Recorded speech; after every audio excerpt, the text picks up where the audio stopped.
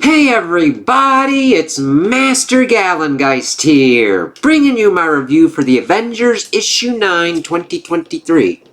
Ooh, like that cover, showing off the Twilight Court and the Avengers and how they're going to fight each other, pretty much.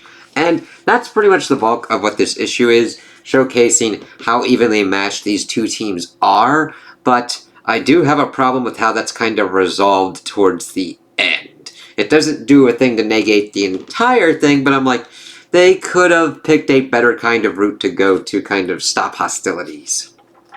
So, we kind of start off and we see that Carol is pretty much talking to the Impossible City and showcasing how everything was kind of going before Nightmare kind of got into the effect and got everybody to sleep.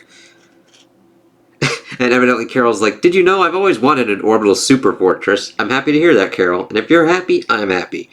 You sure you're not upset that we sent T'Challa to kill you before we know you were you, I mean? Of course not. I was going to kill myself, Carol. It was you, all the Avengers, who gave me the strength to come to that decision to spare other worlds the depredations of the Ashen Combine. But it was T'Challa and Sam who gave me the strength to live. They are extraordinary men. And it's really kind of cool seeing T'Challa being kind of there, and then Thor and Sam kind of palling around. And we then get Carol's kind of thought process of sending T'Challa there, saying that, like, I sent T'Challa here to do the hard thing because that's who he is. And I sent Sam to do the right thing because that's who he is. Interesting balance. Yeah, that's the yawn. She's some bush. And then, of course, she goes out, and the Impossible City's like, something going on. And Vision's like, yes, City, they're all falling asleep. We are under attack, City. It only remains to be seen by whom, as we then get to now, and we see the Avengers assembling and the Twilight Court to arms. So it's kind of cool. I really like that kind of action shot of seeing the Avengers and then the King doing his call, Twilight Court to arms. So I like that we get to see each kind of team's different kind of battle call. And then we see that Sam kind of is with the Lancelot one. No swords, just shields. These Avengers are mad, my king. With a shield like this, as he's able to kind of bounce it off their engineer and Lancelot, who needs swords? It's like, good. Yeah, Sam, especially with the shield like that. We then switch over to Galehut, going pretty much after Thor, being like, where's the god? Galehut has no appetite for mortal fray. Here is a god, Galehut, and not some thin-blooded thing of gene sorcery. Look at you, empty-handed, without so much as a hammer. Ha! You do this thin-blooded creature great honor, Thunder God, and worry not, I have a hammer. And the art really works out. It's like, what the fuck? As she utilizes her powers to summon a giant hammer and have her kind of sigil, because we also have King Arthur with his sigil as well. We don't really see that with the Lancelot kind of one.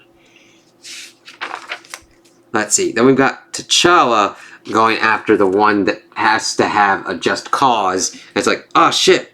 Oh, King of Cats, you dodged how? It is my gift, my Lord Panther. So long as my cause be just, I cannot be defeated.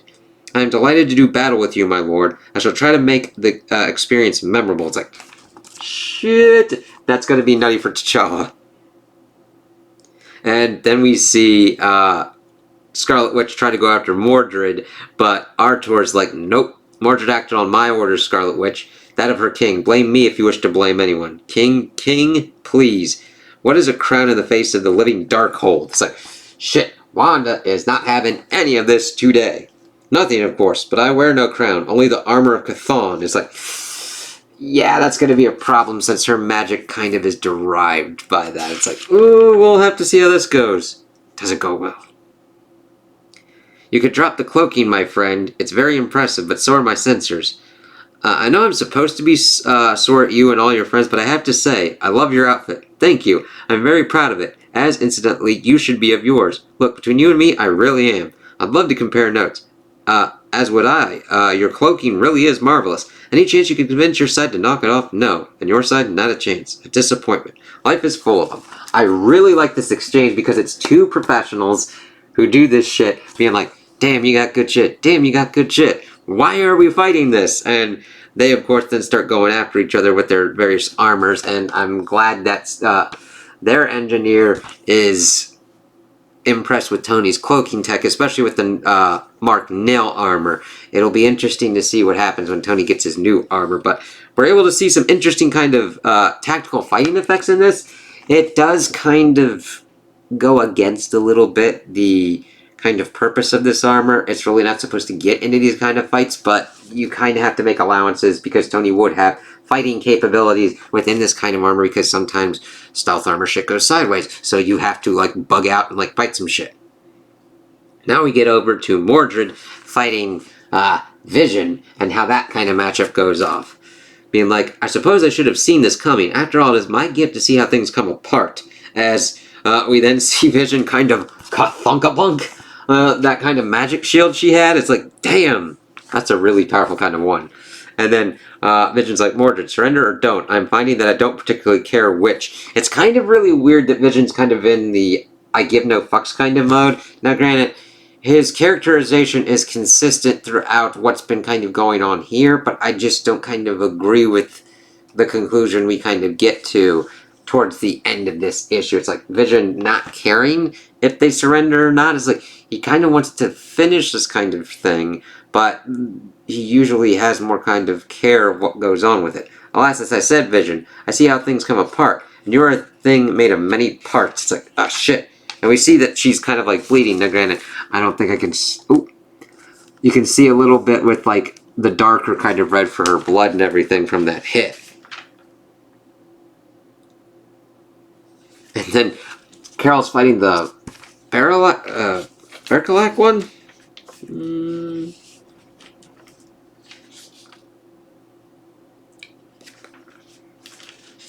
Where am I looking?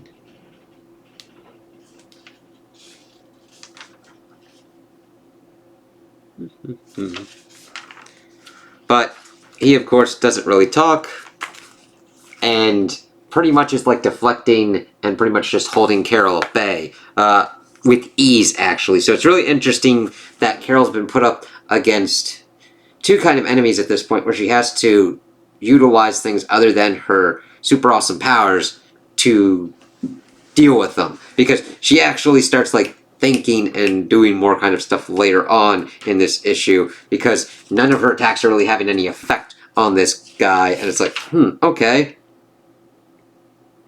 So he's pretty much telling Sam to stand still as well. Psh, let me show you why they used to call me the Falcon. Try to keep up, huh? And then we see Thor and Gale Hood. Ha! Ah! Again, Thunder God. Again! How do you have that hammer? And I'm not quite sure what the significance of that hammer is at this point. So if somebody can tell me in the comments, that's cool. I mean, I might look it up as well, but I'm not quite sure what the significance of it, because it doesn't call to mind exactly like a Stormbreaker or the Ultimates, Mjolnir or whatnot at this point. It could be the Iron Hammer from the Infinity Warps kind of thing. Wait a minute, that might be...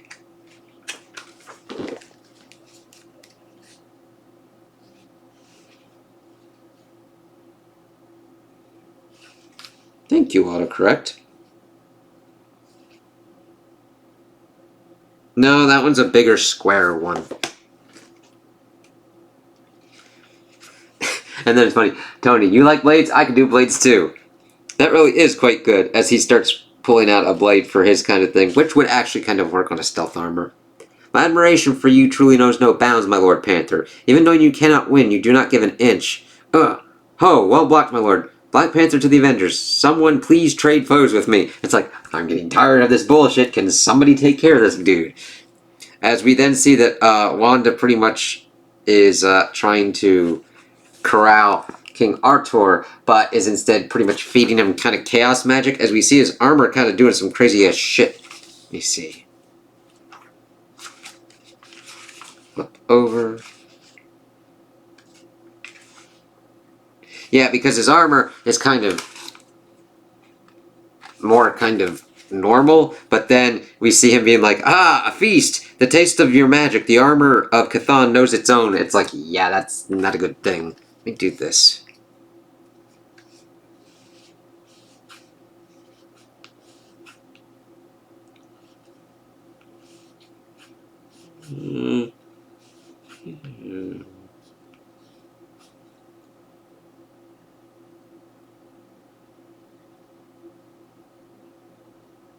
Oh, Hammer of Null. Oh shit, that's kind of a deep thing.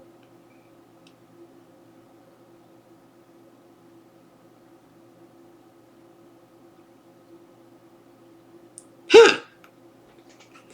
Okay. I didn't recognize that at first. Alright. Now granted, I didn't really go that much into the fear itself. I read the books that tied into it, so that's interesting. And then we see Vision pretty much being like, yeah, you're still an organic. You'll tire before I do. Gosh, I should do something about that. Bersalak. That's the one that's what I was trying to find out. And he pretty much diverts Carol's beam to hitting Vision.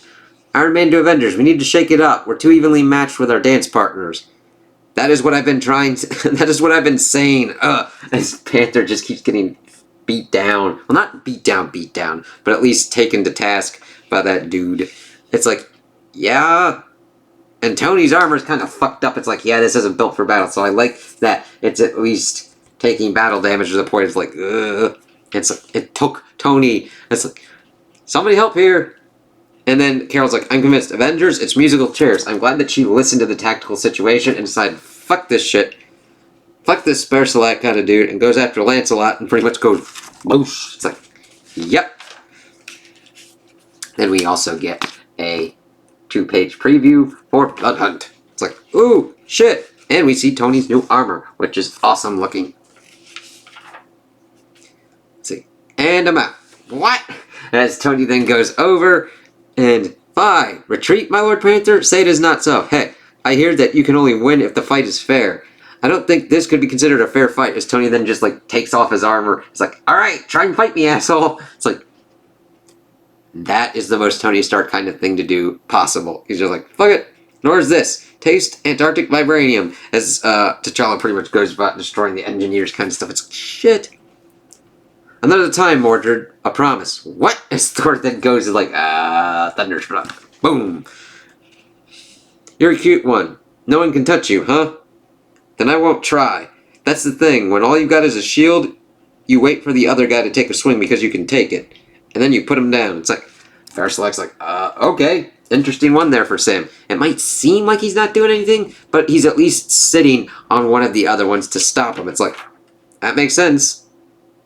No, I wanted the god. And yet you get the witch. So we see that Galehood is now fighting Wanda. You strange young creature with such an ancient hammer, with such ancient magic. But I know magic much older, as she starts going on. And Artur's like, no, yes. As we then have Vision pretty much utilize his end card for this, being like, what you are feeling is my hand around your heart. Surrender, Twilight Court, lest I tear your king's heart from his breast. Do not test me. It's like, that's kind of more extreme for Vision and for me. Now, granted, it still jives with kind of how he's been on this thing. It's like, I want to stop this. This is getting fucking stupid. We don't know what's going on. But I wish there was a better way for Vision or anybody else to kind of end what's going on, because these don't really seem like really bad people. It's just they're fighting to take down Kang, which normally the Avengers would be totally on board for, but of course he has knowledge of the tribulation events, and they need to figure out kind of what's going on there. We see Lancelot being like, shit, my king! And he's like, no, my knights, do not yield, my life is nothing. No, it is everything, my king. The Twilight Court yields, Avengers. Okay, so Wanda, what the hell was this all about? They came here for Kang, their leader. Wait! And it's like, yep, they've been fighting, and was like, where's Murden? And that's what we get the tease at the end. Where's Murden? Kang, it is good to see you looking so well. Perhaps I should do something about that. And that's pretty cool to see Kang. We see his helmet. I love the smoky kind of effect, and Murden looming over him. It's like, oh shit! Yeah, you might have won the battle, or, well, at least stop the battle, but we have to see what's going to be happening with Kang as we get our letters page, and then we see a preview for the next one as we get Mastodon versus Kang, which is interesting because we've got the full teams, and then we got the people behind the teams having to duke it out. As the Avengers battle the Twilight Court, the mysterious Mastodon has his rival within reach. With Kang being the only source of information the Avengers have regarding the tribulation events, can the Avengers save him before Mastodon strikes?